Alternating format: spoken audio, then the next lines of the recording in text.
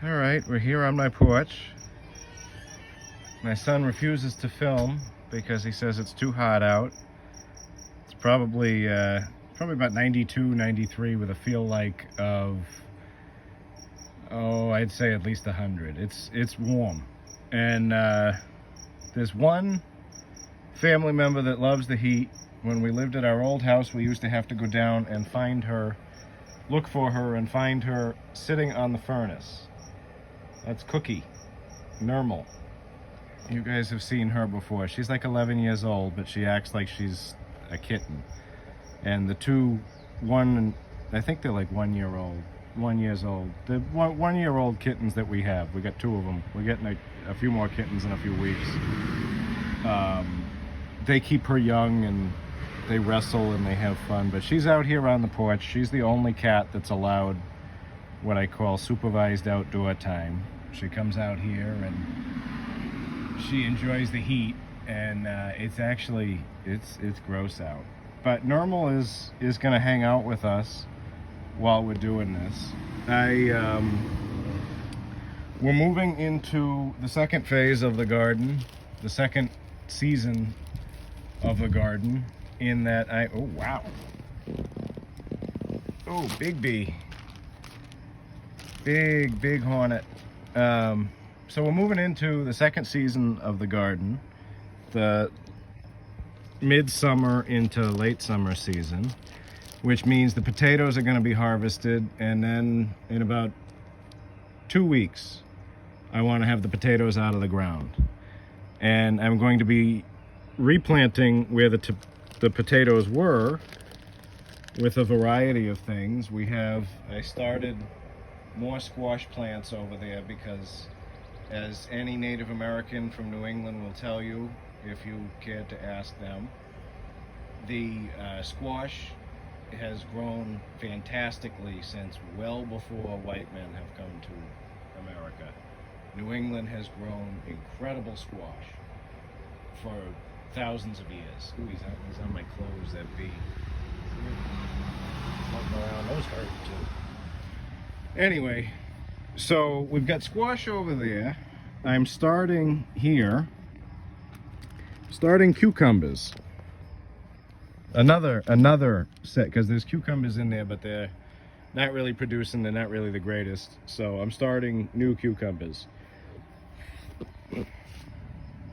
Because you can do, cucumbers are one of the things that they say are really good to grow after you grow potatoes. So cucumbers and squash and some more tomato plants that I'm going to do another video on after this.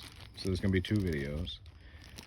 So today, this is just going to be planting the cucumbers. Now what I did was yesterday, this is a process known as chitting. Oh wow, you really can't see that, can you? This is a process known as chitting.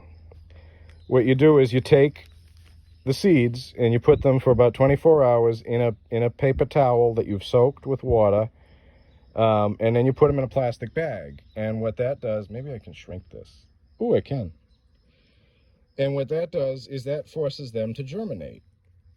And you can get them in the ground and they will sprout faster. And it's not going to make them grow any better.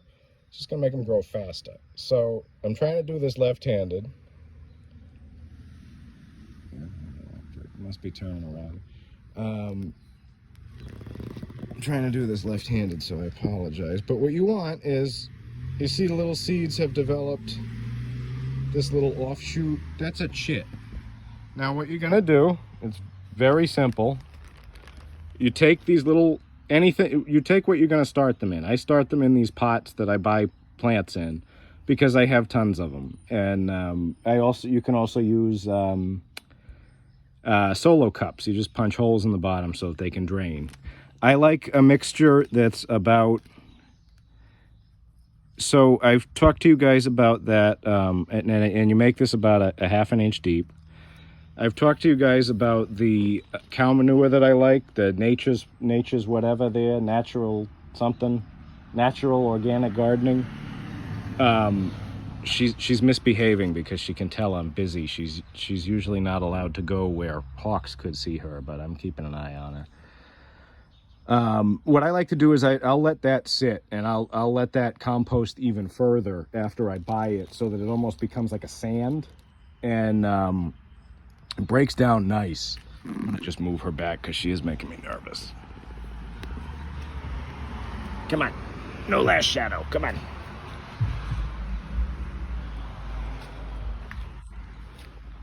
And what I'll do is, oh, she jumped up on the couch with me. See, she's over here now. And I'll let it break down so that it becomes like a sand, and it's a very well draining soil. I'll mix that with just regular potting, so regular garden soil that I also buy from the same place, and that's the medium that I use. So that's it. I put the seed in there, and what I do, because I know myself and I forget, I'll put them all in at once, and then I'll cover them all over at once. Normal's watching me over there. So you make a little indentation about 1/2 inch in the middle of each one of them. And then you take each of these chitted seeds. Oh, they're tough to grab. They're slippery. Oh, they're very slippery. See that? That's all it is. It's germinated itself because it was warm. Oh, and that's the other thing. You keep the plastic bag with the paper towel in it. You keep it in a warm place. And as of late, that has been my front porch. That's how I germinated these seeds. That's how I germinated the squash seeds that are over there. And I find that works best. That's probably how I'm going to be germinating my second corn crop for after I harvest this first crop. So that's about it. Then you just cover them over.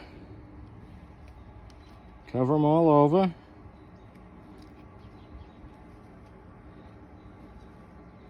Now there's a variation of this that you can do where you kind of tear up the paper towel and you leave the little piece of paper in with it so that it soaks up the water. I did that with the squash that are over there just to try it, to see how it would go. And quite honestly, I feel like it made it take a little bit longer. With the heat and the moisture that we have, I felt like they should have germinated quicker. So that's it should have sprouted out of the dirt quicker. So now all I do is, now you want to pre-water the dirt before you do any of that. You want to have wet dirt in there. Because it's so hot, I'm just going to give it another good watering until the water runs out the bottom. See how it's running out the bottom? I do that with each of them. And make sure you're not washing the seed back up too. I know that sounds silly, but it can happen. And we'll just get each of these nice and good and soaked. And now, I'm gonna need 2 hands for it, and my 2 hands are kind of busy filming this. So now what I'm gonna do, I'm just gonna tell you guys this part, and then I'm gonna end the video. I'm gonna take these and I'm gonna put them in the shade over here so that they don't dry out. I want the heat from them being outside so that they grow and they pop nice and quick, but I don't want the sun on them. You can see I've even got those other little green babies, the squash green babies over here. I've got them out of the sun and in the shade because they're too tender right now. They're not ready for full sun yet. That is coming though. That's within 2 weeks. I hope to have those cucumbers and the tomatoes that I'm going to make the next video about in the ground. I gotta move those into the shade. So you guys are going to take a look at Normal as she sits there hanging out underneath my clothes. Oh, that's another thing I can talk about, and then I'll end the video. So as I said, it's exceptionally hot right now. The sun comes up over there and it's over my house the entire day. It's over my house. I find putting my clothes on the clothesline breaks the sun enough that the inside of the house, I mean, yes, we've got an air conditioner going, but the inside of the house stays markedly cooler.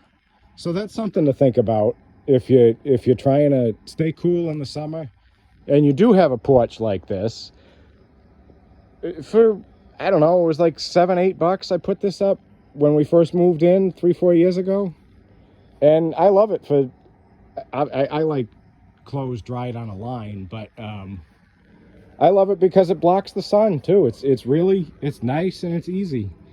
She wishes the sun was not blocked though.